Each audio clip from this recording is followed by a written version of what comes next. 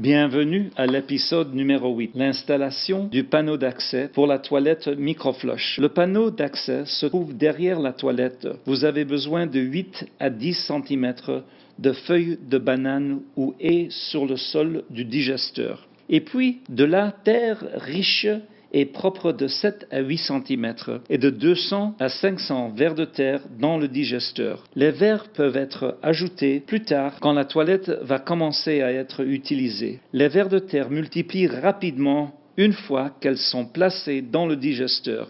C'est un bon endroit pour les élever et les fermiers peuvent les fournir. Ils se trouvent ou dans les fruits pourris, dans le compost ou des piles de déchets près des endroits mouillés, près d'un lac ou un ruisseau. Une toilette microflush ne marche pas sans vers de terre. Le panneau d'accès est une dalle de béton avec des tiges de fer qui permet de se porter facilement avec 2 poignées et un tuyau de 15 cm qui est sécurisé dans le béton curé.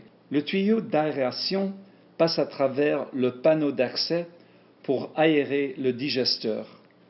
L'étape suivante mélange du ciment qui sera utilisé pour remplir les écarts sur le panneau d'accès et le travail suivant est de mettre du ciment sur le joint entre le panneau d'accès et la dalle d'interface.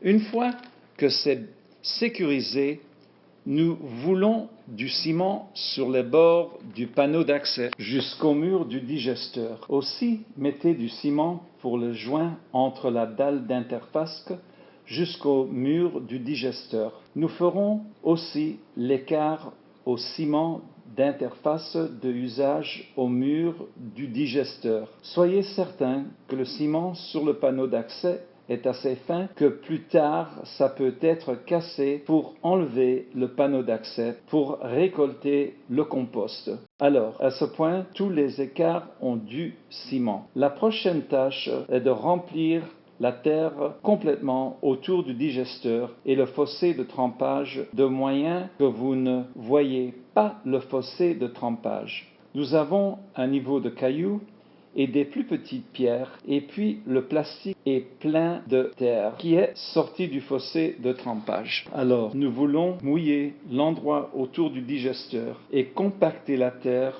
pour que la terre est forte et ne s'écroule pas plus tard. Mais la compaction pour bien garder le digesteur en place. Quand les murs de la superstructure sont construits, une fois que le fossé de trempage est fini et rempli, nous allons commencer la superstructure. Nous voulons placer le tuyau d'aération du panneau d'accès jusqu'au niveau du toit et un peu plus haut que la hauteur du toit pour que l'air évacue. Il n'y a pas de mouches, odeurs ou de moustiques parce que les vers de terre décomposent les déchets humains en compost. Le tuyau d'aération d'échappement d'air. Merci de regarder épisode numéro 8, Peter Verbeek, votre narrateur.